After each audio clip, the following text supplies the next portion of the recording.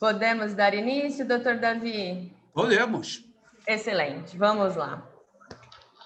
Pessoal, novamente eu gostaria de agradecer a presença de todos, principalmente do nosso presidente, doutor Marcelo Henrique, por sempre nos prestigiar e ter esse carinho tão grande com a nossa Comissão de Direito do Seguro. Gostaria também de agradecer o doutor Davi por ter aceitado esse convite. O doutor Davi, que atua há anos na área securitária, ele é advogado no Rio de Janeiro, e eu gostaria de mencionar algumas qualificações do doutor Davi nessa longa jornada dele. Ele é advogado no Davi Nigre Advogados Associados. O doutor Davi, ele também é pós-graduado em Direito Tributário pela FGV, tem especialização em seguros pela Funenseg, é palestrante, articulista e árbitro em Direito Empresarial com ênfase em seguro, engenheiro perito avaliador pela UERJ e, novamente, sócio CEO do Nigre Advogados Associados. Doutor Davi hoje vai trazer um tema que todos do mercado segurador estamos nos deparando, que seria a desregulamentação do setor, de determinado setor securitário, mais precisamente sobre o seguro de danos, por meio da circular SUSEP 621, que entrou em vigor agora no dia 1º de março. Então, eu gostaria de passar a palavra para o doutor Davi e também já trazendo aos colegas que tivessem uma reflexão ao longo da exposição do Dr. Davi, se de fato há uma desregulamentação ou se poderíamos falar sobre uma flexibilização do setor. Dr. Davi, a palavra é sua. Mais uma vez, obrigada. Doutora Nália, doutor Davi, com a sua licença, eu gostaria só de reiterar o cumprimento e o agradecimento a todos que estão participando deste evento, pela nossa 22ª subseção da Ordem dos Advogados do Brasil. Cumprimentar novamente a doutora Nália Siqueira pelo trabalho que vem dedicando na coordenação da Comissão de Direito e Seguro da nossa subseção. Agradecer ao doutor Davi Alfredo Nigre por ter aceito o convite de estar conosco nesta noite, dizer da nossa felicidade de tê-lo conosco e dizer também que as portas da nossa subseção estão abertas para Vossa Excelência, doutor Davi, para quando vier a nossa terra, que esteja aqui e nos faça uma visita. Então, quero cumprimentar os amigos do mercado de seguros aqui da nossa região. Vejo muito deles, o Roberto, o Chirtes e outros amigos aqui presentes. Quero cumprimentar os advogados e convidados. Que tenhamos uma ótima noite. Doutor Davi, seja bem-vindo com a palavra. Bom, boa noite. Antes de mais nada, eu quero agradecer o convite. Para mim é uma honra estar participando dessa comissão. E vamos tratar de um assunto que, no momento, já está bastante polêmico, que é a desregulamentação do seguro. Mas, para falar em desregulamentação, vou começar falando em regulamentação, né? Como é que começou a regulamentação? Começou porque, desde o início, com a Decreto-Lei 73, houve uma intervenção estatal muito forte que teve como consequência um dirigismo contratual. Veja bem, normas expedidas pelo Poder Regulador começaram cada vez mais, isso há vários anos, a estabelecer condições gerais e regras básicas, né, para definições contratuais. De fato, havia necessidade desse dirigismo contratual, porque o setor de seguro é um seguro que é o setor que realmente envolve muito a relação de consumo, e o consumidor sempre esteve numa situação de vulnerabilidade, tá? Tanto é que é um contrato de adesão, tá? Porque é um contrato cujas cláusulas são pré-determinadas, tá? Você não pode discuti-las, e normalmente há um desequilíbrio na relação. Tá? Então, considerando tudo isso, tinha que haver, como sempre houve durante anos, essa regulamentação, criando regras específicas para cada ramo de seguro, justamente para amarrar as cláusulas do contrato de seguro. Acontece que, com a Lei da Liberdade Econômica, começou a haver uma tendência forte para reduzir o dirigismo contratual. e, consequentemente, reduzir a ingerência da SUSEP nas cláusulas de seguro. Tudo bem, eu concordo que realmente é necessário privilegiar, preservar a autonomia da vontade, mas, por outro lado, nós não podemos deixar o consumidor segurado exposto, tá, a algumas cláusulas que podem ser consideradas abusivas, né? Então, feita essa introdução, que eu acho importantíssima, nós vamos agora, como eu tinha até conversado com a doutora Anaile, analisar artigo por artigo, que eu quero, inclusive, contar com a participação dos colegas, porque aqui nós estamos trocando ideias, né? Eu conheço muito mais do que os colegas e acho que nós devíamos trocar ideias. Bom, vejam, reparem que, desde os primeiros artigos, desde o artigo 11, tá, que há o Código de Defesa do Consumidor ele tem uma incidência muito forte quando fala linguagem clara, objetiva e de fácil entendimento. Está exatamente no artigo 11. Tá? Então, essa é uma preocupação desde o início, tá? Porque, vejam, a dificuldade que eu encontro, eu dou muita consultoria a empresas com relação à análise de apólices. Existe um total desconhecimento do leigo. Por exemplo, quando o artigo 16 fala que tem que analisar e explicar o que é risco absoluto, risco relativo, entendeu? E o que vem a ser uma cláusula de rateio, porque o leigo não sabe isso, tá? E, às vezes, muitos advogados não conhecem, porque é uma terminologia muito... A gente brincava, antigamente, chamada de segurez, né? Então, se você faz uma opção errada, tá, por alguma cobertura, você não vai ter indenização, não vai ter cobertura, não vai ter respaldo da seguradora. Tá? Então, vejam, o artigo 18 também exige que se deixe bem claro quais são os riscos cobertos e riscos excluídos. Tá? De fato, acontece com frequência de determinada situação não ter cobertura porque não ficou claro, tá? Exatamente o que está coberto e o que não está. Tá? Então, essa circular ela vai muito bem com relação a essas questões, tá? Que ela abordou com bastante precisão. Tá? Então, o artigo 19, ele fala a cobertura relativa a diferentes ramos de seguro. Aí é que eu começo a ficar preocupado, porque ele pretende que essa circular vá se prestar a ser utilizada para diferentes ramos de seguro. O que nós vamos ver mais adiante, que não é possível isso, porque existem diferenças básicas entre coberturas.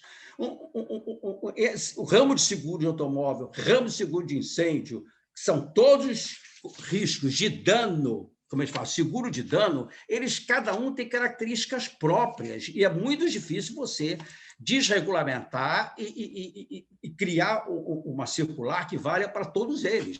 Tá? Muito bem. Vamos tratar agora, tá? Seguindo a sequência, tá? Do artigo 23. Tá? Eu, de fato, devia ter tomado cuidado e ter colocado aqui no painel a circular, tá? Mas eu confesso para vocês que eu ainda não estou muito familiarizado com essas novas tecnologias. Tá?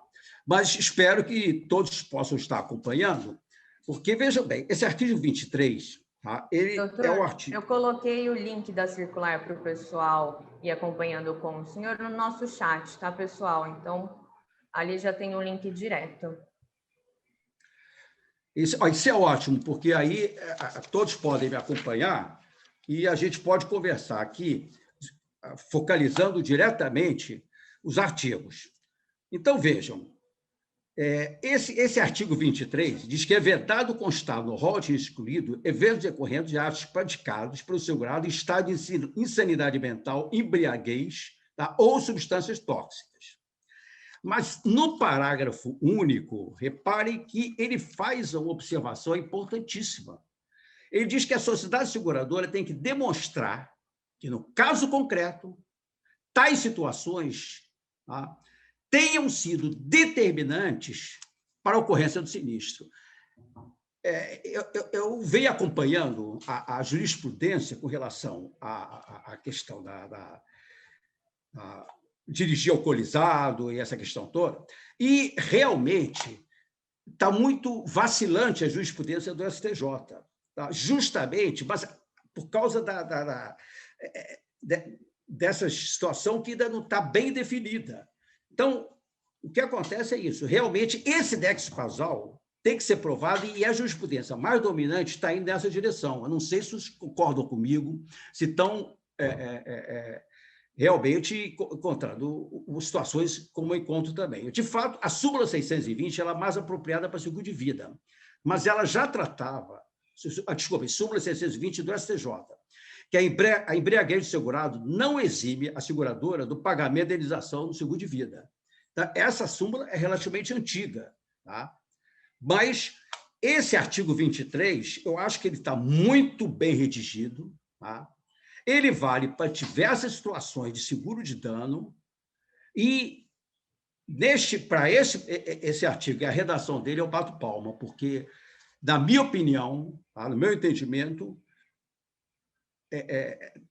vem favorecer bastante se a gente tiver problemas dessa natureza, tendo que fazer uma defesa ou uma ação. Tá? Eu gostaria depois de ouvir a opinião dos colegas. Tá? Muito bem. Se nós passarmos agora para o artigo 25, tá? Ele trata de um tema que já consta do artigo 660 do Código Civil, que é justamente especificar bem início e termo de vigência. Tá? Que esse é um dos problemas mais sérios, eu já tive vários casos quando efetivamente começa. Agora, o problema é que você estabelecer numa circular que a seguradora vai ficar livre para definir isso é um problema sério. Eu tive um caso no seguro de roubo, tá? E que não se sabia exatamente como foi o início da cobertura. Então, eu encontrei uma jurisprudência bastante forte dizendo que é a partir do momento que é pago o primeiro valor para o segurado. E foi com essa tese, que eu acho bastante interessante, que eu tive a sorte de ganhar a causa. Então, eu acho o seguinte, que o início e término da cobertura, tá bom que se diga, o artigo 660 do Código Civil já diz isso, mas eu acho que podia ser mais bem explicado. Ou seja, ficar claro quando é o início, como a jurisprudência dominante que diz, que é no momento, tá, em que é pago, e não importa o momento da proposta, nem a da pólice, nada disso, é o primeiro pagamento. Tá? Bom, mais adiante, nós vamos chegar a um tema também polêmico, que é a renovação. Está no artigo 26. Tá?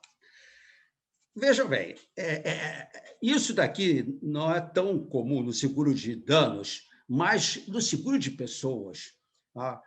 É uma questão que já me trouxe muita perplexidade. Na época, eu conduzi diversas ações coletivas e individuais contra seguradoras por causa da questão da renovação do seguro de vida. Eu não sei se vocês tomaram conhecimento, mas diversas seguradoras, por volta de 2006, resolveram mandar comunicado para o segurado dizendo que a pólice tinha encerrado, tá? E que não ia renovar. Tá? E isso ensejou uma discussão muito grande, tá? E eu fui ao patrono, diversas causas, principalmente ações coletivas, ações civil pública para associações de defesa do consumidor, e discuti muito esse assunto. Tá? Se realmente, para determinado tipo de seguro, se a renovação é automática ou o seguro é vitalício, se ele jamais pode ser encerrado. Porque, vejam bem, segundo o entendimento de Cláudia Lima Martins, são seguros cativos de longa duração. É como plano de saúde. Você não pode, aos 70 anos, comprar o seguro de vida e, quando chegar aos 80, dizer, olha, acabou o seguro. Então, essa é uma questão que não se aplicaria tanto ao seguro de dano, mas como está aqui na sequência, eu resolvi fazer esse comentário, porque, de repente, pode ser que alguns dos colegas concordem comigo que, realmente, a questão de renovação é um problema que traz muita preocupação. Muito bem. Depois, nós temos, no artigo 29, que ele trata da atualização. Tá? Se realmente, qual o critério para atualizar tanto prêmio como importância assegurada? Porque é muito comum o prêmio ser corrigido, e a IS não. Tá? Então, essa questão... Agora, veja bem, ele diz aqui, deverão ser especificados. Tá? Tudo bem, deve ser especificado. Já ajuda muito, porque pelo menos vai constar da apólice. Porque eu recebo queixas de segurados, dizendo, escuta, há 10 anos que o prêmio vem corrigido e a importância segurada, não. Eu procuro na apólice, eu não encontro. Entendeu? Então, eu sou obrigado a procurar na SUSEP, circulares, para ver como é. Então, agora, pelo menos, tá, vai ficar bem amarrada essa situação. Tá? Como fazer a correção? Tá? Existe uma súmula, mas essa daqui ela se aplica apenas à correção em casos ajuizados, que é a súmula 632 do SCJ, que a correção monetária incide a partir da contratação. Mas não tem a ver propriamente com esse artigo 29, mas é interessante a gente lembrar que já existe uma súmula também discutindo essa questão de correção monetária. Tá? Bom, passando para outro artigo agora, nós vamos, se a menos que alguém tenha alguma observação contra algum outro, eu iria para o 34, que é outro assunto extremamente polêmico, que é a questão da inadimplência, o cancelamento pela inadimplência. Tá? Porque o que acontece é o seguinte, eu me lembro, há 20 anos atrás, eu defendia um segurado que deixou de pagar a última prestação. Tá? Ninguém se deu trabalho de avisá-lo. Tá? E eu perdi, naquela época, a ação. Na verdade, o desembargador saudoso Silvio Capanema não acompanhou o meu entendimento, tá? Mas a doutrina veio evoluindo, e a jurisprudência também, e hoje em dia nós temos uma teoria do adimplemento substancial. Tá? Se você pagou grande parte, tá, passa a ter direito à cobertura. Tá? Então, além disso, é necessário que a seguradora comunique ao franqueado, desculpe, ao segurado. Tá? Então, a súmula 619 do SCJ diz o seguinte, que a indenização é devida mesmo quando ausente a comunicação prévia ao segurado, como requisito essencial para a suspensão ou cancelamento. Tá?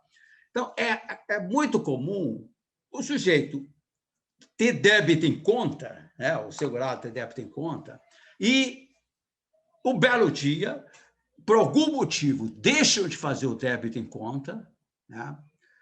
E, consequentemente, ele vai se tornar inadimplente. Né?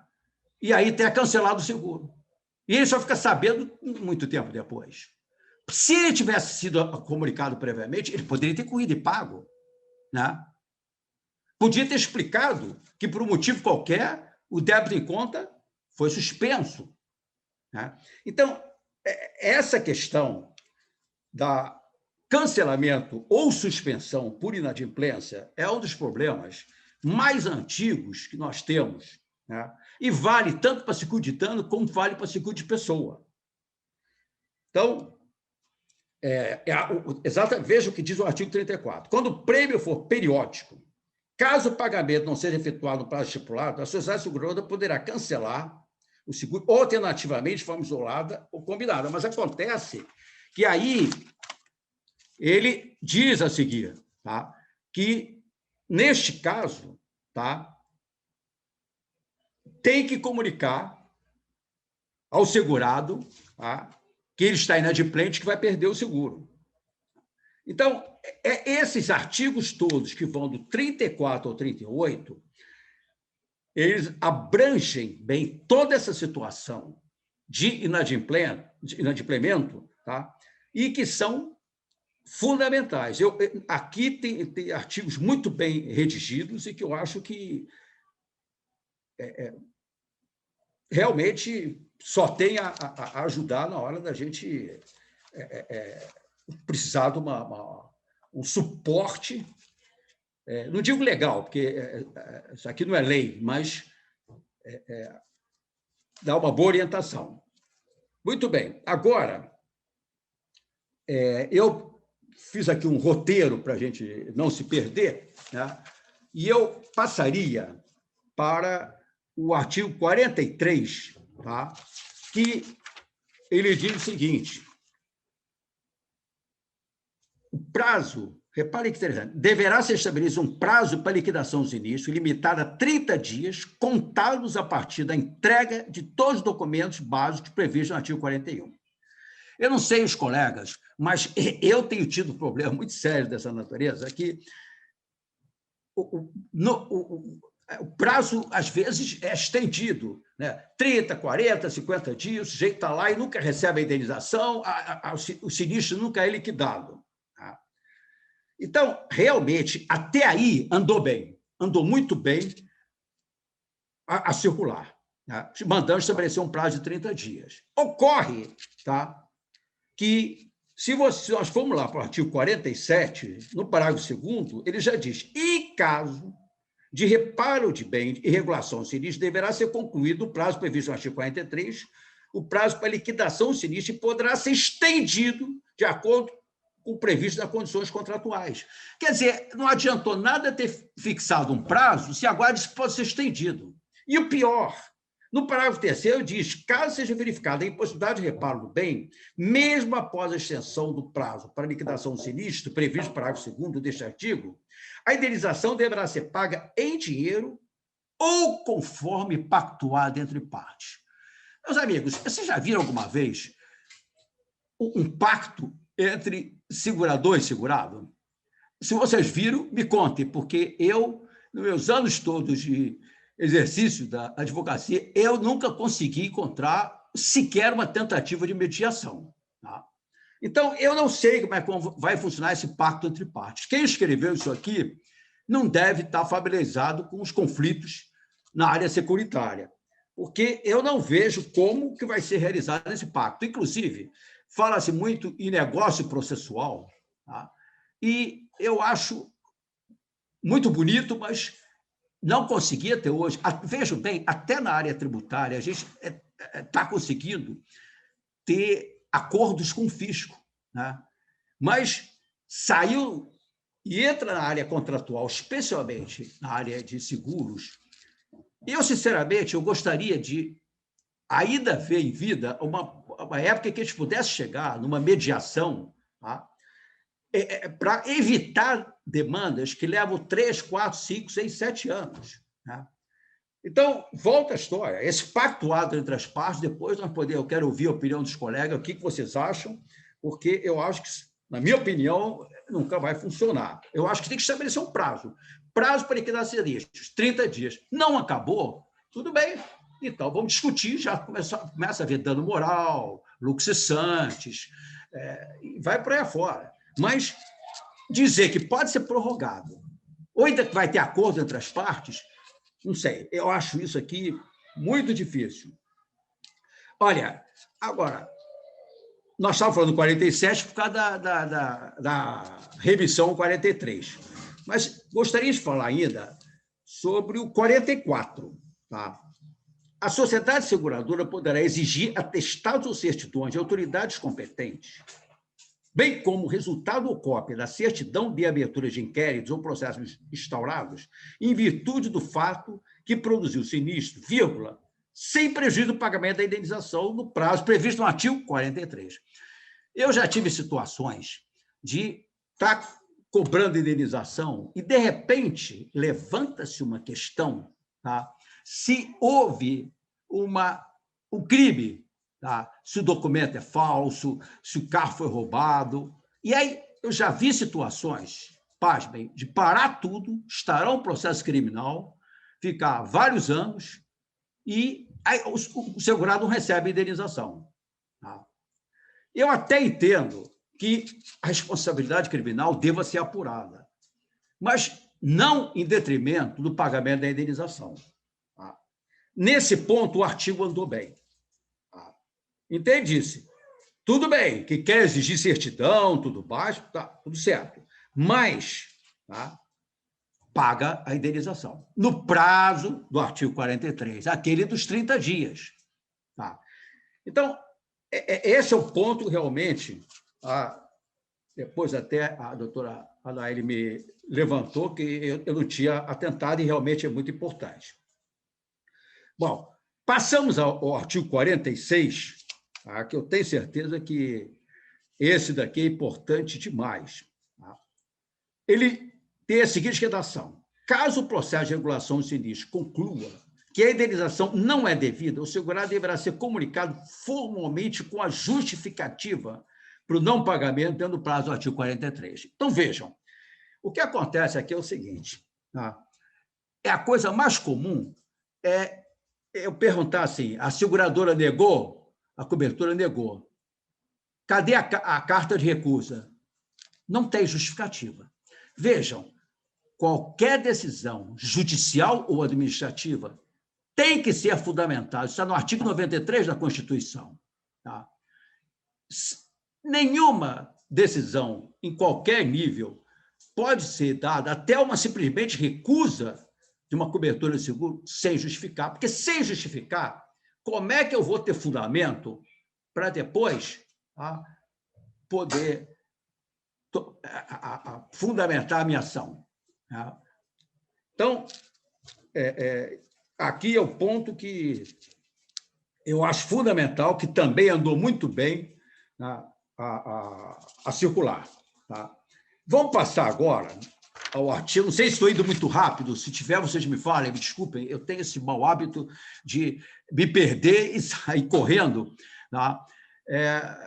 Mas espero que... Nenhum, doutor Davi. Bom, chegamos, então, ao artigo 50. Esse daqui é que nós vamos demorar um pouquinho mais, porque realmente é importantíssimo. Deverá constar nas condições contratuais que, se o segurado por si ou por seus representantes fizer declarações inexatas ou omitir circunstância que possa influir na aceitação da proposta ou no valor do prêmio, perderá o direito de indenização.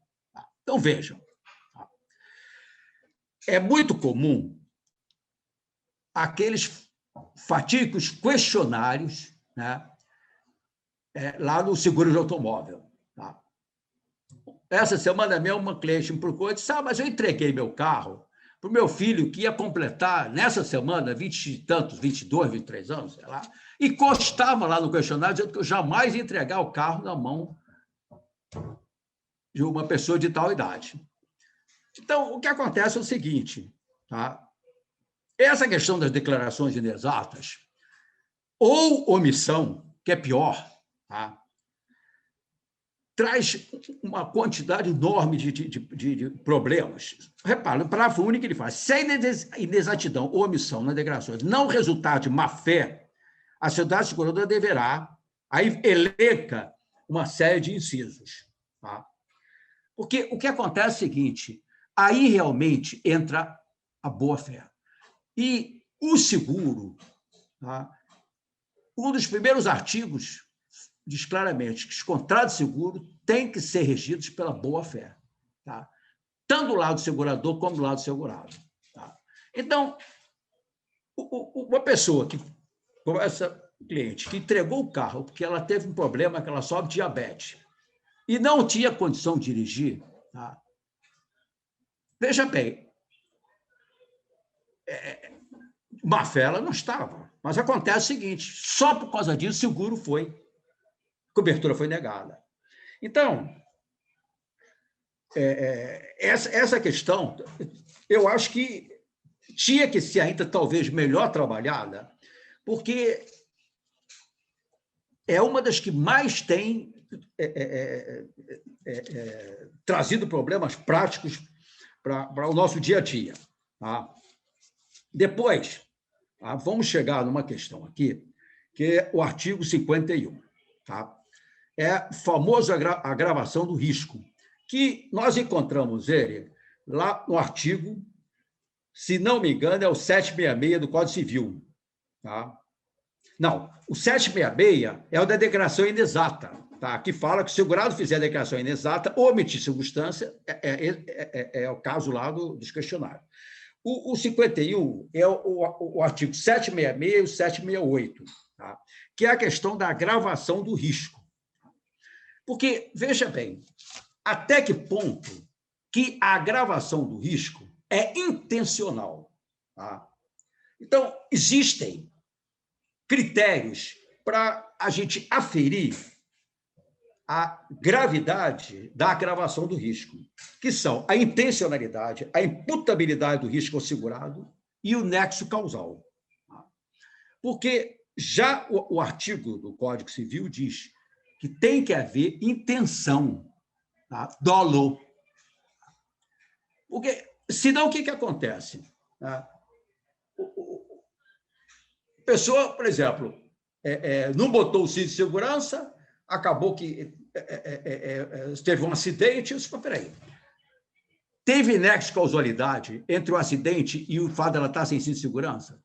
É preciso provar, como o caso da embriaguez. Tudo bem, a gente vem dirigindo, ele está embriagado. Mas acontece que alguém avança o sinal, bate no carro dele. O fato dele estar embriagado foi causa determinante do acidente? Não, não foi. Então, a palavra-chave aqui é nexo de causalidade. Tá? Então, é importante que isso fique muito bem delineado no artigo, porque o que acontece é o seguinte, tá? Nós não podemos abrir mão de anos de jurisprudência do Tribunal de Justiça e de outros tribunais, e principalmente do STJ, porque a maioria desses conceitos já estão sedimentados. Não pode vir agora uma circular e desenvolver um conceito em contrariedade à jurisprudência sedimentada. Porque essa jurisprudência, ela não nasce do nada. Tá? Ela desculpe, eu acho que saiu aqui, né? São anos e anos e anos de questões sendo levadas ao judiciário, nossos desembargadores dando decisões. Tá? Então, tudo isso daqui já foi bastante. Inclusive, nós temos doutrinadores de peso discutindo esse assunto, né? Principalmente a questão da agravação do risco. Tá? Que eu estou resumindo aqui para vocês, mas tem excelentes autores tratando esse tema da agravação do risco, e justamente sobre esses 3 pontos, que é intencionalidade, imputabilidade do risco ao segurado e nexo causal. São 3 fatores que, de certa forma, estão interligados, tá? E são fundamentais, porque se aquele risco não é imputado ao segurado, ele não pode ser penalizado com a agravação do risco.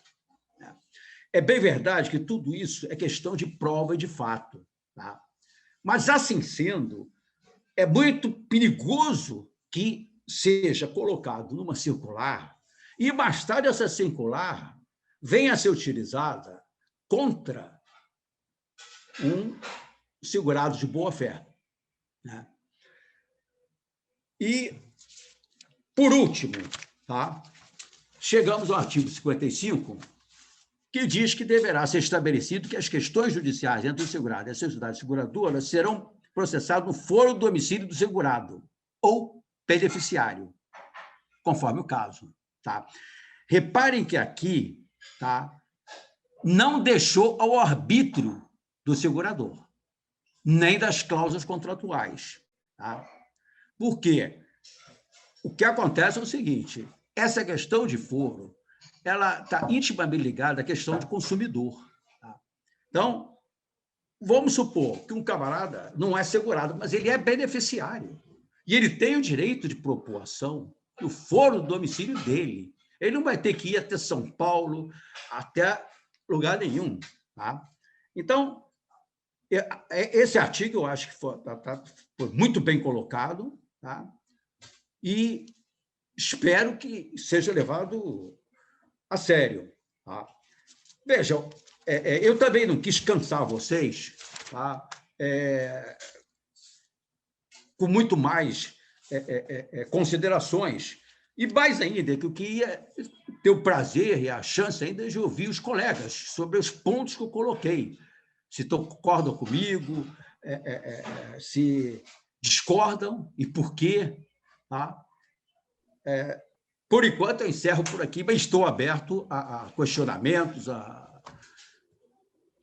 e dúvidas. Doutor Davi, muito obrigada por esse esclarecimento total da circular. Também, agora nós abrimos aos colegas para dúvidas, debates, trazendo todos os ângulos, né? Como o doutor Davi pontuou, uma circular que traz bastante sobre o CDC, principalmente, mas gostaríamos de ouvir a todos.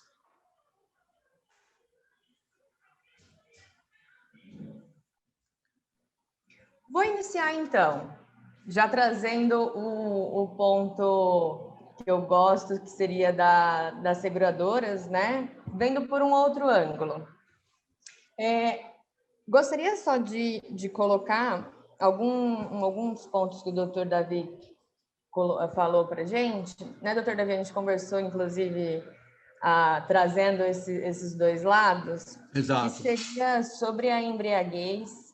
Essa súmula 620, ela traz sobre o seguro de vida, mas nós também nos deparamos no judiciário sobre a seguinte questão: até que ponto que esse risco excluído, essa vedação quanto ao risco excluído, não poderia ter uma interpretação no sentido de ter um seguro que apoia, que assegura de fato o cometimento de crime. Exemplo, dirigir alcoolizado e cometer um fato. Então, até qual ponto que... Entendo que ser uma linha muito tênue nesse sentido, porque, de fato, eu tenho, aí entrando também no agravamento do risco, né, doutor, que justamente a precificação desse seguro, a análise de risco desse seguro, ela não foi para um segurado cometer crime, afinal, ninguém faz um seguro pensando que o segurado, ou melhor, autoriza, né, permite esse seguro pensando que o seu segurado vá de fato ou tem essas condutas de forma reiterada, por exemplo.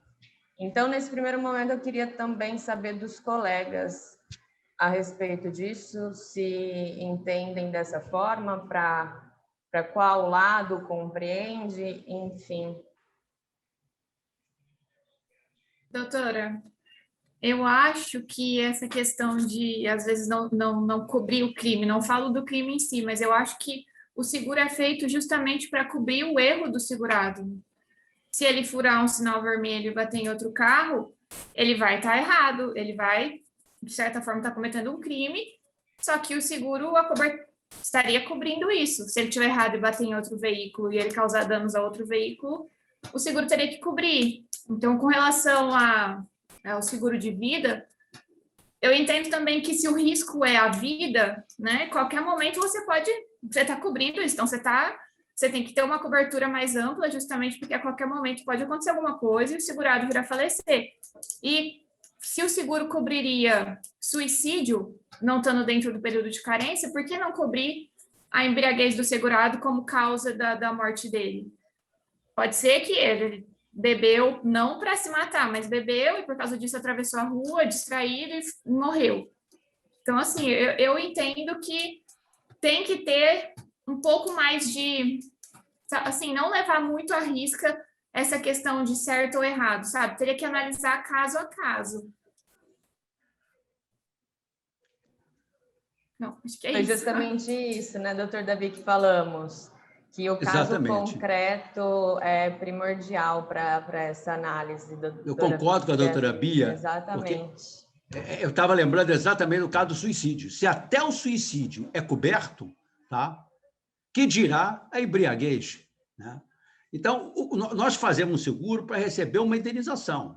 Então, se é crime ou não, ou se é uma infração administrativa, como avançar o sinal, a não ser que eu intencionalmente agrave o risco. Aí muda tudo. Tudo bem, mas acontece que, lembre que, volta a história, tem que ser intencional. Tá? E provar o intencional não é fácil. Né? O que vocês acham? Eu gostaria só de complementar o que a doutora Ana Beatriz disse, e até que o doutor agora mencionou, no sentido de que, quando há contratação do seguro, não pensando que o segurado tem a intenção, ele não está contratando o seguro com a intenção de praticar o crime, seja conduzido embriagado, seja ele qual for. Então, essa é a questão. E partindo desse princípio, aí então deveria vir a seguradora e comprovar que lá no momento da contratação já existia má-fé. Que aí é a prova de que ele já contratou com a intenção de quê? De vir cometer os atos ilícitos. Então, aí sim, partindo desse princípio, eu entendo que no caso da seguradora, assim como nos demais, assim como se a causa da embriaguez foi a causa do sinistro, então, da mesma forma, lá quando da contratação, seja seguro de vida, seja seguro do veículo, qual for, nós estamos falando de má-fé e boa-fé segurado. Lá, desde quando deve haver a contratação. Agora, se houver essa prova, a seguradora provar este fato, que a contratação em si já foi de má-fé, aí eu entendo que haveria exclusão. Caso contrário, não há essa exclusão. Doutor, eu vou perguntar genericamente aqui, o senhor, como a sumidade que é, já todas as reportagens do tema na grande mídia tem uma opinião do senhor aqui. Outrora, na primeira reunião, nós discutimos sobre jurisprudência e responsabilização criminal e etc. Mas eu fico muito desconfiado. É lógico que, em respeito a quem editou circular, etc., né, o tempo de debate, quando o anúncio é feito como uma oitava maravilha do mundo, né, estamos nos aproximando de um sistema menos rígido, vai baratear o seguro, né? E aí, se você vai ler na entrelinha, tem lá a sua correta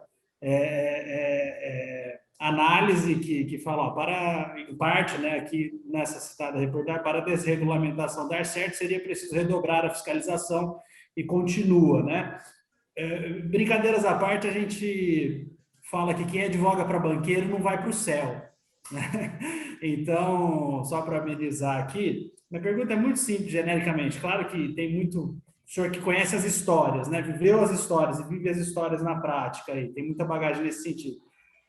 Nessa balança, hoje, é bom ou ruim essa regulamentação do ponto de vista aqui eminentemente de proteção das partes hipossuficientes? Olha, eu tenho muito receio das consequências para o consumidor, tá? Porque, atualmente, com toda a regulamentação, já temos muita dificuldade de... nós temos que trabalhar com o que tem de circular SUSEP, principalmente as circulares são bem direcionadas para determinado tipo de ramo de seguro.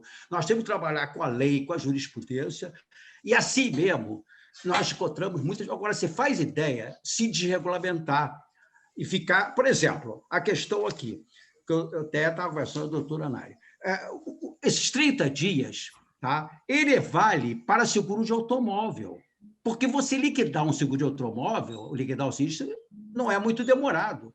E o seguro de incêndio vale os 30 dias? Eu acho difícil você fazer a liquidação do seguro de incêndio em 30 dias.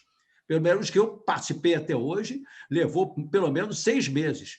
Então, generalizar numa circular tudo para qualquer ramo de seguro é impossível. tá? Porque cada ramo tem... Não sei se o doutor Renato concorda comigo, mas esses 30 dias vão valer para automóvel, como vai valer para incêndio, tá? E fora seguros muito mais complexos, como seguro de risco de engenharia. Esse tem uma circular específica, tá? Que é bastante complexa, que eu andei estudando há um tempo atrás. Então, vai haver uma circular que vai valer para ele também, tá? Então, eu acho muito perigoso. Por outro lado, queira ou não, a lei da liberdade econômica ela não veio por nada. Ela veio justamente para reduzir, foi o que eu comecei a falar desde o início, o dirigismo contratual, tá? Reduzir a ingerência do Estado nos contratos. Tá? E isso é uma tendência mundial. Então, nós temos que encontrar o equilíbrio entre a supressão do dirigismo contratual, sem, com isso, perder a proteção do mais vulnerável, o que é muito difícil. Tá? Então, mas essa tendência não tem como escapar, porque essa lei da liberdade econômica ela não veio à toa. Ela veio fruto de outras leis de outros países, e vale a pena até um livro que eu estive lendo há pouco tempo, do Tepedino, e que ele primeiro mostra que essa lei já deu sucesso em vários países e chegou ao Brasil, porque o Brasil tem um dirigismo contratual muito forte, tá? Em tudo o Estado se mete. Tá? Essa é uma tendência antiga, e principalmente no seguro. No seguro veio desde o Decreto-Lei 73. Tá? Então, tirar aos poucos o dirigismo contratual é uma necessidade, mas tem que ficar muito atento, é o que nós estamos fazendo agora, analisando cada artigo dessa circular, tá? Para amanhã nós lembrarmos, puxa, na época nós discutimos isso aqui não vai funcionar, isso aqui não está bom, viola uma súmula. Tá? Então, aparar as arestas que são elas. Concorda, doutor? Posso, doutor Davi, doutor Delbecq está falando? Todos os contratos de seguro é um contrato de adesão. Vai ser difícil você convencer uma seguradora a fazer a adaptação desses contratos. O segundo ponto, até que ponto a gente pode entender a segunda pergunta? O judiciário vai abolir a interpretação da jurisprudência e seguir essa circular? É uma situação muito complicada, porque o que acontece é o seguinte: nós estamos agora entrando numa fase em que a jurisprudência, tá, ela está deixando de ser persuasiva para ser vinculante. Então, o que acontece é o seguinte: não sei se todos os colegas vêm acompanhando, o Código de Processo Civil de 2015, ele trouxe a teoria dos precedentes. Tá? Por essa teoria, tá, diversos, como por exemplo, as próprias súmulas do STJ, elas têm poder vinculante, mas ela vincula o juiz, vincula a primeira instância, vincula todo mundo, inclusive o administrativo. Tá? Então, atualmente, se você quiser ganhar ou perder uma ação, você vai procurar ver se já tem precedente. Porque o que acontece é o seguinte: antigamente o cliente me procurava, eu estou com esse problema, eu vou ganhar ou perder? Eu não sei. Se cair no juiz tal, vai ganhar. Mas, peraí, quando eu recorrer, se cair na Câmara tal, vai perder. Porque, pelo menos no Rio de Janeiro, eu conheço o entendimento de todas as câmaras. Tá? Infelizmente, a gente tem que trabalhar, tem que ser assim. Inclusive, eu, quando vou fazer sustentação oral, eu conheço já os desembargadores, eu consigo fazer o seguinte: eu pesquiso tudo o que eles têm. Tipo, o desembargador ali, ele deu uma decisão assim em 2006. Espero que não mude o entendimento. Né? Então, é tal negócio.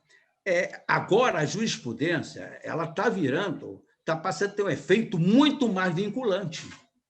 Aliás, totalmente vinculante. Cada uma dessas ação direta de constitucionalidade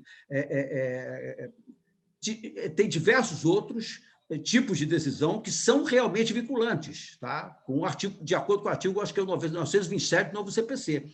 Então, você dizer que uma circular vai ter mais peso do que um precedente, aí você vai estar indo contra toda a orientação do novo CPC. Tá? Então, eu acho que muita gente, claro, evidentemente que as sociedades seguradoras vão dizer, mas eu tenho a circular aqui da SUSEP. Tá? Vejam bem, quando eu contei para vocês, quando eu tive várias ações sobre aquela questão da renovação do seguro de vida. Tá? Talvez as pessoas com um pouco mais de idade se lembrem. Na época, a SUSEP editou 2 circulares, tá? Misteriosamente, a favor da seguradora e contra a minha tese, porque eu bati na tese que o seguro de vida ele é vitalício, ele não pode ser encerrado. Tá? Aí, começou aí até que a jurisprudência... nesse caso, eu fui obrigado a criar a jurisprudência, porque não existia, né? E começou aí toda a meu favor. Tá? Então, acontece o seguinte, no final, eu fui obrigado a entrar na Justiça Federal contra a circular e conseguir suspender as 2 circulares, 321 e 322, foi em 2006. Então, nesses casos, amigo, você vai me desculpar, mas uma circular, ela não pode prevalecer sobre uma decisão judicial que, do rumo que a coisa está tomando, agora vai ser vinculante. Tá? Então, eu acho que na hora de decidir mesmo, os nossos magistrados têm a tendência, tá, a sempre seguir as decisões que eles já vêm se alicerçando. Tá? Então, nesse ponto, eu acho que, por mais que se esforce, mas a circular SUSEP não tem poder normativo, não, a ponto de vincular. Não sei se vocês concordam comigo. Doutor, só gostaria de pontuar essa questão da adaptação das seguradoras. Na própria 621, no artigo 60, ela traz o período de 180 dias a partir do início da vigência dessa circular, foi agora dia 1/3. Essa questão de registro, né, de cada produto, as companhias hoje elas devem seguir um fluxo, um script para esse registro e ter automaticamente a aprovação da SUSEP. Nesse caso, essa circular ela trouxe unicamente o registro em si, não colocando a autorização da SUSEP aqui nesse ponto, só que sempre pontuando, principalmente no 62, que a qualquer momento a SUSEP vai poder fiscalizar sobre esse produto e sobre como que a seguradora está conduzindo ele. Então, aí nós temos esse período de 180 dias para adaptação de todos os produtos. Isso, inclusive, ele reflete na questão de um ponto que o doutor Davi colocou, que é sobre a renovação automática, né?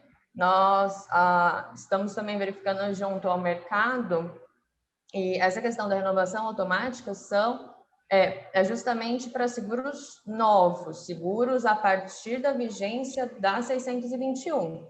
Então, se eu já tenho seguro com renovação automática nas minhas condições contratuais, eu não vou poder aplicar a 621 em cima disso, sendo que essa renovação eu tenho que, a partir desses novos seguros, seria mesmo esses 30 dias. Então, ela traz essa adaptação para as companhias. Eu já adianto que o mercado está acelerado para tal feito. O doutor não respondeu a pergunta dos contratos de adesão, né? Que muitas causas você não vai ter como... O que acontece é o seguinte, o contrato de adesão, tá, ele nada mais é que aquele que a cláusula é pré-formada e o aderente é que não tem força nenhuma de modificar o contrato. Tá? Mas digamos, a seguradora, o banco, lá quem seja, ele estipula o contrato e diz, olha, esse é o meu contrato, você aceita se quiser. Tá? Eu tenho essa dificuldade, que agora eu estava dando consultoria para uma empresa grande, e ela me apresentou 4, 5 apólices. Eu disse assim, essa eu não concordo com isso, essa eu não concordo com isso. Então, ela procurou o corretor e disse, olha, eu quero mexer aqui. Você não faz ideia a luta que foi. A seguradora virava e mexia, não modificava nada. Tá? Eu disse, mas se tiver com essa redação, eu não vou concordar. Tá? Então, aí essa empresa confia muito em mim, e foi lá até conseguir. Mas não é que adesão é isso, é que o aderente tem que aderir e não pode alterar nada. Tá? É isso justamente o perigo do contrato de adesão. Você chegar no banco, dizer que quer um empréstimo, o gerente não vai te dar oportunidade de você trocar ideia com ele se você concorda ou não com aquele contrato. Ele vai dizer, está aqui o contrato, assina se quiser, senão não tem empréstimo. Né? Isso é a consequência normal à medida que as relações industriais e comerciais foram crescendo, inevitavelmente surgiu o contrato de adesão, porque antigamente, isso meu pai conta, que ele chegava lá, conversava lá com um banqueiro, assim, é o fio de bigode. Tá? Acontece que os tempos mudaram, eles não vão se dar o trabalho de sentar com cada um do aderente para trocar ideia. Tá? Então, é um perigo, e justamente por causa disso, interpreta-se mais favoravelmente ao aderente. Isso está no Código de Defesa do Consumidor e, se não me engano, também está no Código Civil. Então, por causa disso, a gente tem que estar sempre com o pé atrás com contratos de adesão. Tá? Então, não sei se respondi, não sei se respondi, doutor Zé Luiz. Alô? Respondeu, mas a gente não tem como discutir ali, né? Exato, não tem, porque é justamente a característica do contrato. Você imagina se um segurador fosse chamar cada segurado para sentar com ele e trocar ideia. Não existe essa possibilidade. Não. Agora, grandes empresas, eles Até às que vezes... ponto hoje a gente pode questionar esse contrato? Até que ponto hoje a gente pode questionar alguma nulidade de cláusula do Código do Consumidor? Não, você tem que entrar em juízo, tá? E, em juízo, você alega que aquela cláusula é nula de pleno direito, tá? Porque existem situações no Código Civil que estabelecem que determinado tipo de cláusulas, tá? Elas são nulas de pleno direito. Tá? Então, quem vai decidir isso é o juiz. Quando o juiz decide, ele fala, declaro nula tal cláusula. E passa essa cláusula, tá? Passa a não valer entre partes, a menos que seja uma ação coletiva, como eu já patrocinei diversas, tá? E o juiz falou, essa cláusula é nula e está valendo para todo mundo. Tá? Então, é tal negócio, mas tem que ser em juízo, porque em juízo a conversa é outra. O juiz analisa a questão, se ele vê que realmente aquela é nulo, ele declara a nulidade. Chama sentença declaratória. Tá? Ele vem com tudo, só. É nulo, acabou. Daqui para frente não tem mais efeito. Tá? Mas tem que ser na justiça. Obrigado, doutor. Doutor Davi, não sei, me parece que essa circular, ela, às vezes, parece que está querendo alterar o termo da lei. Quando ela fala a respeito da suspensão do contrato, da falta da necessidade ou a possibilidade do cancelamento, é um exemplo de que o artigo 763 do Código Civil é muito claro. Não terá direito à indenização o segurado que estiver em mora no pagamento do prêmio se ocorrer o sinistro antes de sua purgação. Ou seja, é necessário, por esse artigo, não consigo interpretar diferente, de que tem que ser notificado, interpelado o segurado do seu atraso no pagamento do prêmio, seja ele em uma parcela ou integral. Né? Então, assim, me parece que essa resolução, igual outras da SUSEP, é mais uma questão para as companhias de seguros seguirem no sentido de construção das suas condições gerais, do que propriamente de aplicação no mercado de seguros, em especial para o consumidor dos seguros. Você não acha que ela foi um pouco além do que em vários pontos aqui do Código Civil? Pois é justamente o que eu estava comentando. Tem alguns artigos que eles extrapolam o Código Civil. Tá? E alguns também avançam em cima de situações, entendimentos já consolidados pela jurisprudência, inclusive súmulas. O que acontece é o seguinte, é o que nós conversamos aí da pouco, eu estava falando. Se você está em mora, você tem que ser notificado, porque... aí nós não vamos agora ficar voltando lá para estudar direito civil, mas a questão toda é o seguinte, existem dois tipos de mora. Tá? Alguns tipos você não precisa notificar, é uma mora natural. Tá? Mas no caso do seguro, não. só pode extinguir o contrato mediante notificação. Quer dizer, você tem que constituir mora o devedor. Tá? Principalmente, analisando agora as situações práticas, como eu comentei, o caso do débito em conta. Eu tive caso de cliente que estava com o débito em conta e, por algum motivo, pararam de fazer o débito, aí o problema foi com o banco, e a seguradora cancelou o seguro e não comunicou a ele. Tá? Outra questão é a questão, como eu falei para vocês, do adimplemento substancial. Tá? A jurisprudência foi caminhando, inclusive a doutrina também, no sentido de que você está faltando uma parcelinha para pagar, você vai deixar. O cara pagou durante 15 anos o seguro, pode ser vida. Em geral, o seguro de dano são aqueles fracionados, né? Mas faltando uma parcela, pronto, não vai ter cobertura. A teoria do adimplemento substancial é justamente isso. Se você pagou boa parte, tá? É porque você está de boa fé. Então, cobre ele, desconta o que estiver faltando, mas paga a indenização.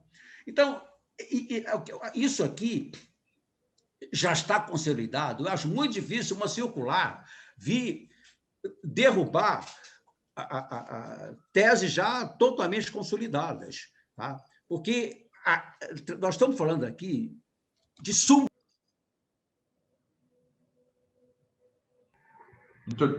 Doutor Davi, o senhor fechou o microfone.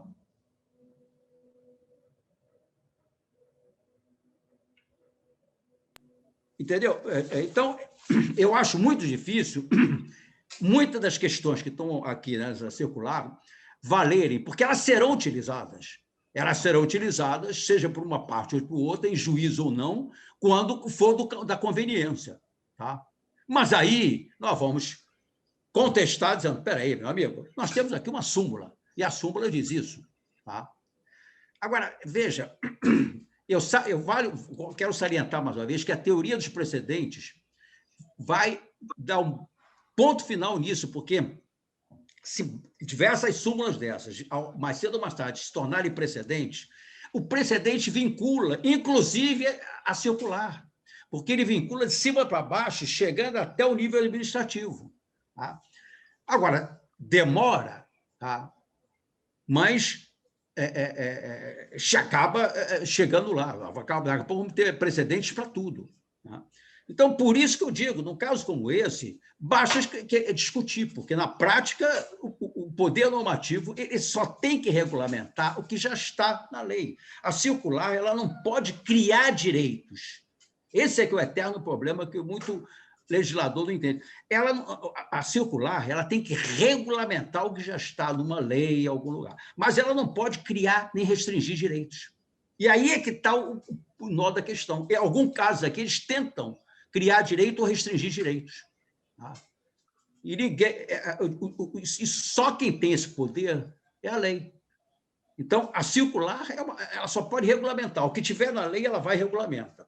E assim mesmo tem muita discussão até que ponto que as agências reguladoras, e a SUSEP, no fundo, é uma agência reguladora, ela tem um poder tão grande. Tá? Isso até hoje se discute muito. Mas é isso que eu quero dizer, tá? Que concordo contigo, mas, na prática, o que vai prevalecer, na minha opinião, é a jurisprudência e as interpretações que vêm sendo dadas. Tá? Porque, agora, não posso dizer que não tenha boas redações aqui, tem algumas até que estão muito boas, como eu comentei. Tá? E, nesses casos, a gente... Ela é boa no sentido de que ela está de acordo com o entendimento que vem sendo adotado, porque nós temos grandes doutrinadores que se debruçam a estudar sobre isso. Né? E muitas dessas conclusões que eu cheguei estão lá nos livros. Né? São anos e anos de estudo para se chegar a determinadas conclusões. Né? Então, agora, não adianta chegar a uma circular e dizer, olha, daqui para frente vai ser diferente. Aí fica difícil, porque esse assunto não foi consolidado à toa. Foram anos e anos de estudo até chegar lá.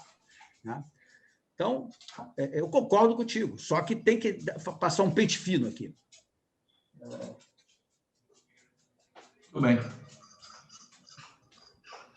Só um ponto que eu acho que vai impactar bastante na vivência de todos é justamente o que aponta o 43, 47, que fala justamente do prazo de regulação, né?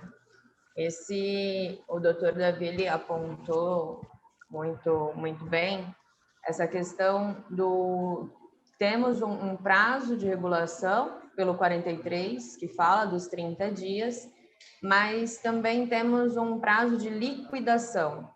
Essa reparação do bem, a partir de qual momento que esse período de liquidação em si, de reparação em si, se inicia?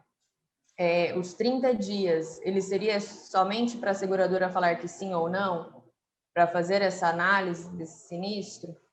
Então, eu entendo que a SUSEP ela vai trazer, o que a SUSEP está fazendo também em outras circulares, trazendo adendos, anexos, justamente no sentido de complementar isso, apontando de fato um período, né? Deixando uma maneira definida para as companhias seguradoras liquidarem, repararem esse bem. E foi o que o doutor Davi colocou, né? Nós temos o seguro de danos, que vai englobar várias questões.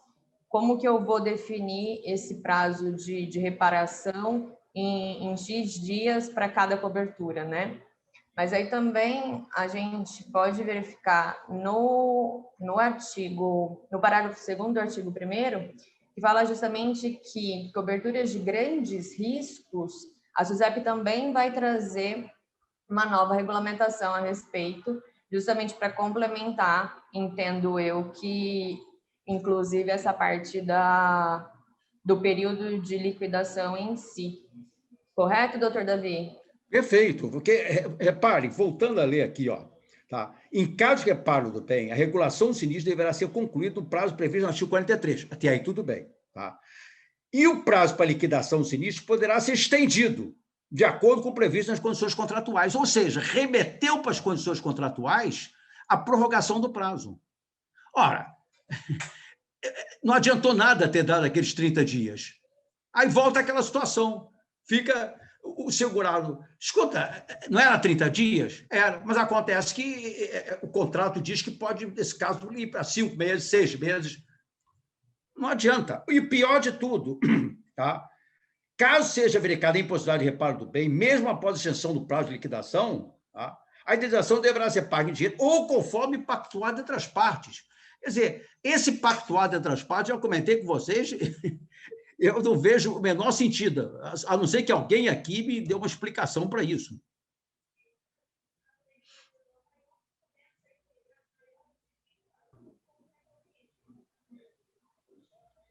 Colegas?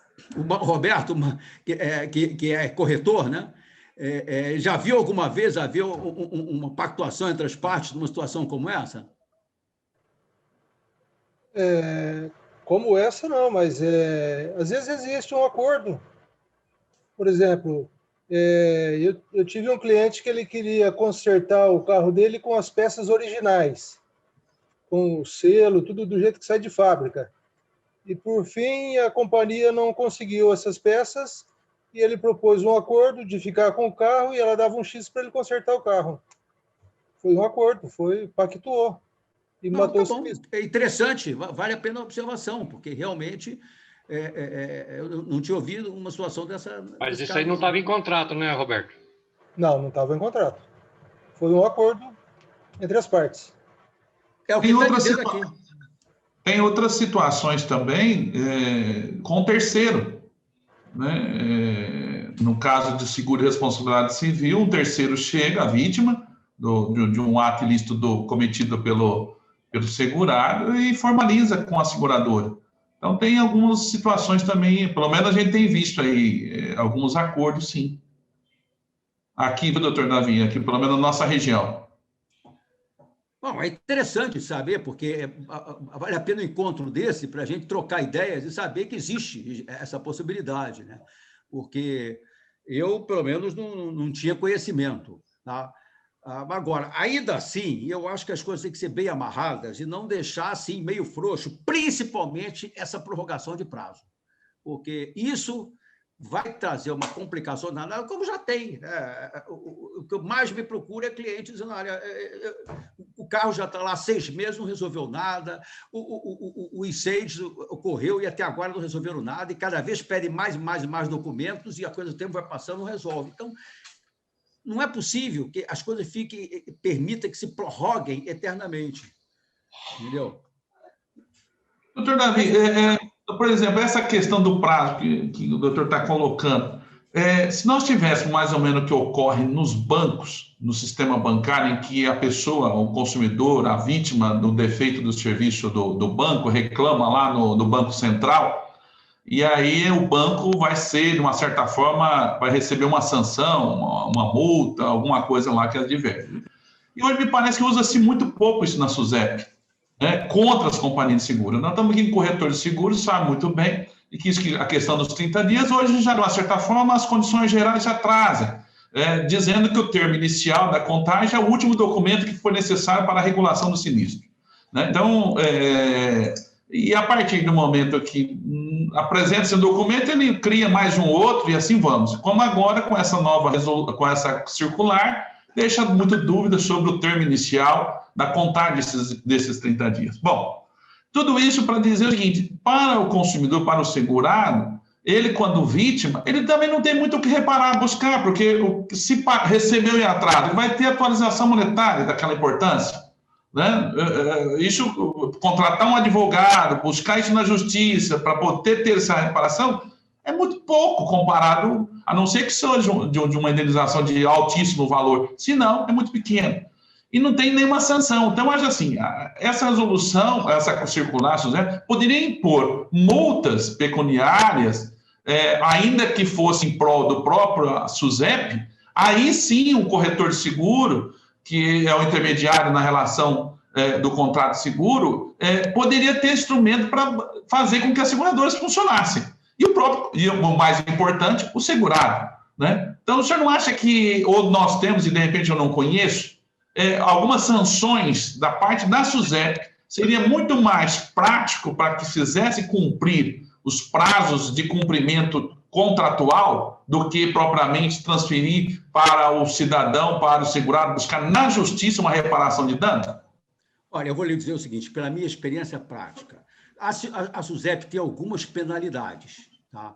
Mas acontece que aquilo é um processo administrativo que cabe inúmeras defesas, tá? E que, na prática, não chega a nada. Eu mesmo já fiz uma representação na SUSEP, no caso de uma seguradora que estava em conluio com o banco, ela recebia uma quantia, tá, para um seguro que nunca tinha existido. Tá? E eu provei que o seguro não existia. Eu estou esperando isso, meu amigo, há anos que eu não vejo. Eu cobro na SUSEP, nunca nós vamos puni-la, o processo está correndo. Entendeu? Eu falei, eu vou ter que entrar com uma ação na federal contra a SUSEP para exigir o cumprimento. Vou chegar a esse ponto. Então, o que acontece é o seguinte, por incrível que pareça, doutor Marcelo, eu tenho resolvido esse problema. Mais interessante, isso é interessante. Eu entrei na SUSEP e entrei na Justiça simultaneamente. A Justiça já resolveu. Condenou o segurador a devolver todo o valor que tinha cobrado, impôs multa, tudo. E a SUSEP, até hoje, nada. Eu tenho tudo documentado, tudo, entendeu? Agora, eu não vou me estender, entrar em aspectos políticos nem nada. Infelizmente, isso ocorre com todas as agências reguladoras. Tá? Cabe defesas. E, por incrível que pareça, na Justiça, o juiz estipula multa, e agora, por exemplo, no caso que eu entrei, ele estipulou uma multa, enquanto não pagar a indenização, tem uma multa de tantos R$1.000 por dia. Rapidinho liquidou o sinistro e a indenização foi paga. Infelizmente, sabe o que acontece? É o seguinte, nós estamos numa situação nesse país em que você recorrer, seja no caso de telefonia para uma Anatel, ou qualquer outra agência, na prática, tudo desemboca no judiciário, porque a agência reguladora não cumpre o seu papel. Lamentavelmente, é isso. Tá? Eu não estou fazendo uma crítica específica à SUSEP, não. Companhias de telefonia fazem o que bem entendem, e todos nós sabemos disso, vai reclamar na Anatel. Não resolve nada. E, por falar nisso, a ANS, meu amigo, Também uma vez eu entrei com uma questão de plano de saúde, eu fiz isso, entrei simultaneamente na ANS e na Justiça. A Justiça deu em 10 dias uma liminar. Tá? E a ANS, até hoje eu estou esperando. Não sei se já tem 11 anos, tá? Mas a liminar saiu em dias. Tá? Faz a cirurgia e põe esse estente imediatamente sob pena de multa diária. A multa, quando chegou a 50 mil, ninguém discutiu mais. Então, é o que eu digo para você. Infelizmente, eu tive um tempo uma palestra lá na Emerge muito interessante que discute sobre isso, que tudo desemboca na justiça, juizados especiais e tudo, porque agências reguladoras não funcionam como deviam funcionar. Tá? Infelizmente, tem muitos meios de defesa, as coisas não acontecem. Vários clientes procuram, não, procura a SUSEP, não resolveu. Então, nós desembocamos na justiça, no judiciário, justamente por causa disso, porque o judiciário impõe multa e a liminar é rápida. Tá? Várias vezes eu vou despachar com o juiz quando eu chego lá e doutor, a liminar já saiu. O senhor pode consultar lá, ele está lá, a liminar. Né? Então, doutor, infelizmente a situação é essa. Eu falo de experiência própria. Tá? Também quero ouvir a experiência dos colegas. Nós estamos aqui para isso, eu estou tendo o maior prazer até de ouvir os colegas. Doutor Davi, eu sou Mauro Laranja, sou corretor de seguros e gostaria de pontuar alguns pontos da sua fala. Certo, com o maior prazer. Primeiro, quando você vai vender um seguro, eu como corretor de seguros, existem as condições gerais de cada produto. Quando o segurado é informado das condições gerais, muitas vezes não é 100%, mas ele é informado das condições gerais, ele contratou conscientemente. Tá? Aí vem a justiça, o advogado, e muda aquele entendimento. Muitas vezes, porque isso aqui, não sei. Não seria mais justo a companhia seguradora tentar se adaptar às legislações do que traçar as suas condições gerais e passar, sendo que ela passa a não valer nada pelo jeito aí, ou vale por partes? A outra pergunta, até que ponto, no caso de inadimplência do segurado e cancelamento de apólice, até que ponto existe a responsabilidade de nós, corretores de seguros? Até que ponto nós somos responsáveis? Tá? Nós somos o intermediário, que, na realidade, embora estejamos levando aquele determinado produto daquelas determinadas seguradoras, mas nós somos o intermediário que representamos os interesses do segurado. Ok? E a terceira colocação, eu gostaria de aproveitar o tempo, dizer para o senhor que o senhor pontuou algumas coisas das seguradoras aí, que não existe negociação, que não existe acordo. Eu estou falando da minha região, não estou citando Rio de Janeiro, São Paulo, mas eu acho que existe por parte da seguradora, muito boa fé no cumprimento do contrato de seguro. Já foi no passado uma coisa talvez mais difícil, mas hoje, dependendo do profissional que intermedia esse contrato, existe muito boa fé, existe muita facilidade, um bom senso para pagamento das indenizações. Tá? E quarta coisa, gostaria de falar para o senhor que eu acho importantíssimo esse tipo de evento, onde há trocas de ideia entre as classes, corretores de seguros, advogados. Eu acho que vocês precisavam ouvir mais nós, corretores de seguros, também. Bom, Mauro, o que eu tenho a dizer é o seguinte: em primeiro lugar, eu também sou corretor de seguros, tá? Embora não exerça mais. Que tá? Bom, fico feliz. Eu sou corretor de seguros, tá? E fiz os cursos da Funeseg, tá? E, aliás, o que me ajudou muito, porque hoje eu conheço bastante seguro, graças à época que eu estudei lá, tá? E fiz todos os cursos da Funeseg, acho importantíssimo, acho a função do corretor essencial, porque é através do corretor que você vai realmente levar até o o segurado, e o segurado toma conhecimento do seguro. Eu acho que todos devem fazer o curso lá, porque aquele curso realmente prepara o corretor. Bom, quanto à tua primeira pergunta, o que acontece é o seguinte: a justiça, na verdade, ela não muda a cláusula. O que ela faz é interpretar segundo a jurisprudência. Então, por exemplo, se uma seguradora... Tá? Porque, na verdade, o que eles fazem é o seguinte... eles alegam, tá? De acordo com a cláusula tal, não tem cobertura. Mas quando você vai ver por que não tem cobertura, ele diz assim, ele repete algumas coisas que estão na lei, dizendo assim, como nós falamos há pouco, foi feita declaração inexata. Tá? Bom, foi feita declaração inexata. Então, o que acontece é o seguinte, a justiça vai interpretar se essa declaração inexata ela teve um nexo de causalidade, tá? Com o sinistro. Tá?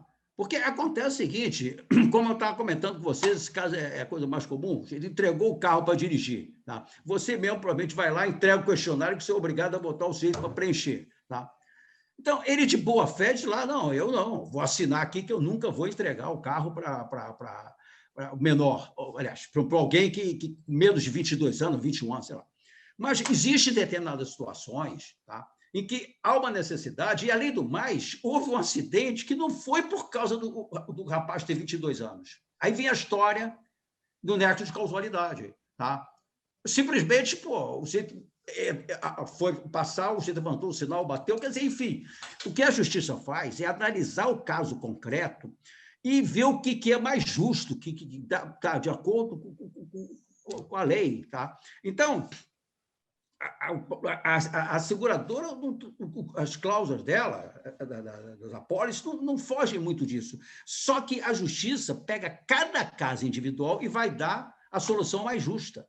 Tá? Aí isso se chama princípio da razoabilidade. Tá? Como a questão do prazo. Tá? Esse negócio de 30 dias, eu já tive decisões que a justiça falou, o desembargador falou, olha, eu acho razoável para consertar o carro 40 dias. Tá? Se passar de 40, não é razoável. Ponto. O princípio da razoabilidade está resolvendo tudo ultimamente. Né? Então, o que a justiça faz é buscar o que é justo, o que é razoável. Tá? Então, essa palavra razoabilidade tem sido mágica ultimamente. Né? Então, o que eu quero dizer é isso. Em primeiro lugar, eu acho que o corretor é fundamental. Eu gosto muito de trocar ideia. Eu sou corretor e até hoje eu tenho meu número lá no SUSEP, tá? Embora eu não misture as coisas, no momento que eu passei a ser advogado, há vários anos atrás, eu parei de... não dá para misturar, né? Ou você vende seguro ou você advoga, não dá para fazer as duas coisas. Né? Mas, então, o que eu quero dizer isso, na verdade, não é que a justiça altere, não, ela apenas interpreta, tá, as cláusulas em função da lei, tá, e da jurisprudência, aplicando o que é razoável. Sim. Não, eu entendo. E a seguradora, nesses casos que fogem às regras, a seguradora tem tido bom senso também interpretado e muitas vezes resolvido. Tá? A maior propaganda de uma seguradora não é a TV Globo, não é uma TV, a divulgação dela. É um pagamento de indenização rápido, eficaz, é o que traz maior publicidade, maior número de clientes para ele. Tá? Voltando na segunda pergunta minha, até onde está a responsabilidade do corretor de seguro na inadimplência do segurado? O que acontece é o seguinte, o Código Civil mudou, já tem, o novo Código Civil já tem mais de 20 anos, né? Mas ele trouxe a responsabilidade civil do corretor, seja corretor de seguro, corretor de imóvel, é o dever de diligência. Tá? Então, se um corretor não orientou bem o segurado, não explicou com a cláusula de rateio, tá, o que é um risco absoluto e um risco relativo. Chega na hora de receber a indenização... Mas como é que nós comprovamos isso? Como é que é possível chegar a essa conclusão que o corretor não explicou, que o corretor não orientou, que o corretor não cumpriu a parte dele? Como é que a gente consegue chegar a essa... Mauro, se eu fosse você, eu faria o seguinte, que, aliás, o que eu faço, sim, tudo eu documento por WhatsApp. Tá?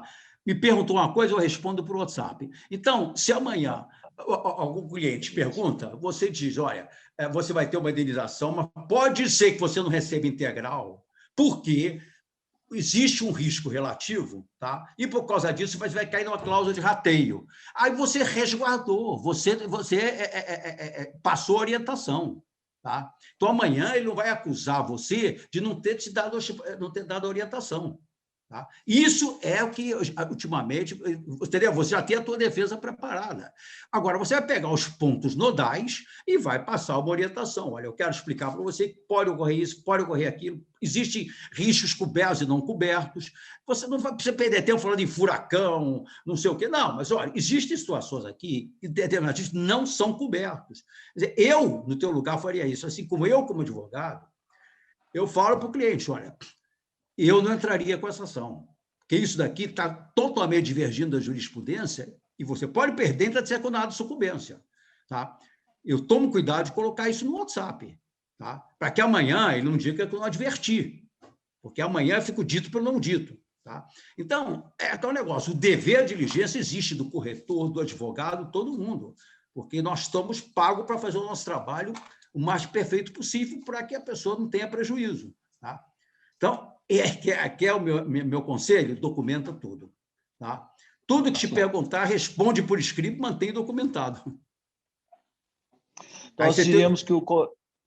Pode falar. Se amanhã você tem a tua prova. Sim, entendi. Agora, o corretor de seguros, ele é o intermediário, que aproxima as partes, segundo o dicionário, segundo alguns amigos advogados, é o aproximador das partes. Não está existindo aí da seguradora ou da justiça uma transferência de responsabilidade que não lhe cabe, no caso da inadimplência do segurado e ele perder a indenização por falta de pagamento? Não, porque aí você fez o teu trabalho, você fechou o seguro, fez a aproximação eficaz entre partes. Agora, se mais adiante o segurado fica inadimplente, você não tem culpa disso, porque a tua parte foi feita, tá? Você conseguiu fazer uma aproximação eficaz entre partes. Naquele momento, você tem que dar toda a orientação, deixar isso documentado e pronto, vai em frente. O que, aliás, você sabe que os médicos também fazem isso, tá? Agora é o termo de consentimento assistido. Tá? Meu pai submeteu uma cirurgia semana passada de implante de marca-passo, ele teve que assinar uma série de documentos, tá? Para que amanhã ninguém dissesse que o médico não advertiu disso, daquilo e daquilo outro. Tá? Então, o problema não é exclusivo do corretor, não, é do advogado, é do médico. Tá? Então, lembre-se disso, você tem que ter tudo documentado, escrito, assinado, para que amanhã você tenha como se defender. Ô, doutor... Deixa eu só... Roberto, você quer falar, Roberto? Vou complementar rapidinho.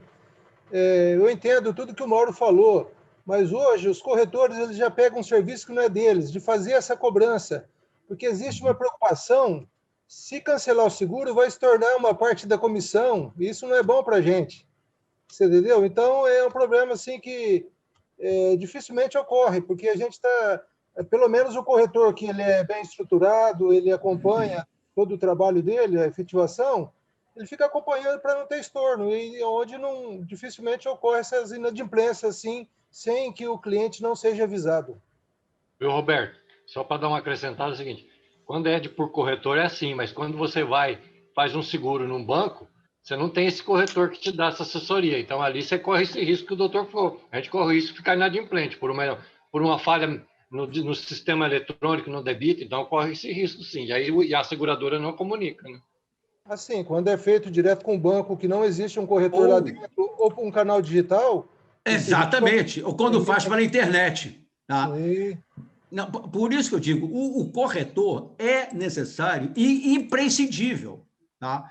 Agora, por economia, não sei se por economia, muita gente vai fazer em banco, vai fazer no site da seguradora, pela internet, né? E depois, quando dá o problema da regulação de sinistro, de cancelamento fora de pagamento, a primeira coisa que eu pergunto quando alguém procura, eu digo, conversou com o teu corretor? Quem é o seu corretor? Me põe em contato com ele. Aí eu vou saber a verdadeira história. Tá? que o corretor é justamente aquele que eu vou dizer, escuta, por favor, vá na seguradora e peça uma justificativa para essa negativa, que eu não posso fazer nada sem a justificativa. E o corretor vai lá e me traz a justificativa. Quer dizer, o papel do corretor é fundamental aí. Tá? Então, quando o segurado me procura, a primeira coisa que eu falo, quem é o seu corretor? Me põe em contato com ele.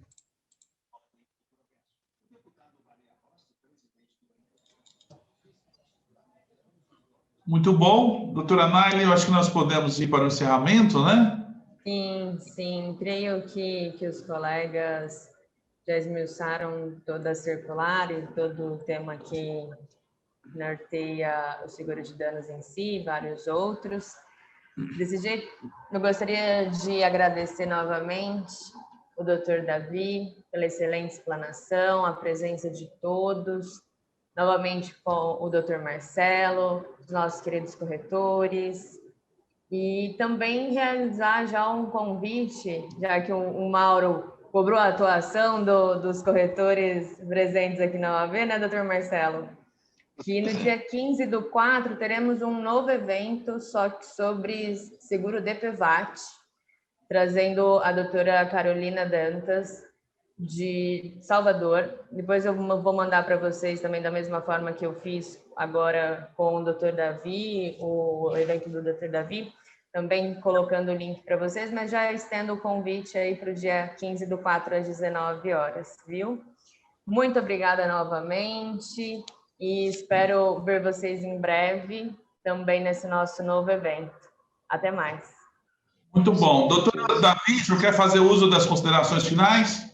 Olha, o que eu quero só dizer é o seguinte, foi muito bom o evento, aprendi muito com vocês, espero ter contribuído, porque eu e a doutora Naile fizemos uma análise bem detalhada aqui da circular. Eu me coloco à disposição, tá? A doutora Naile tem meus contatos, para trocarmos ideia, para discutirmos dúvidas.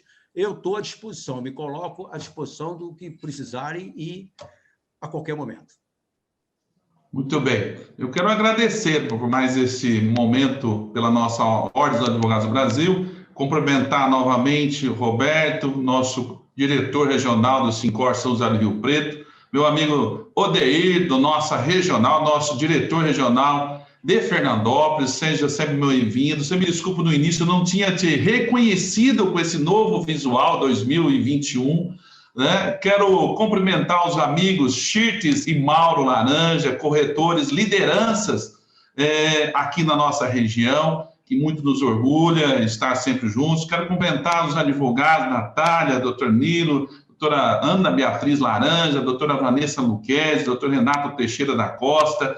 Quero cumprimentar a Natália, doutor Saulo Mesquita, todos os colegas que estiveram aqui conosco.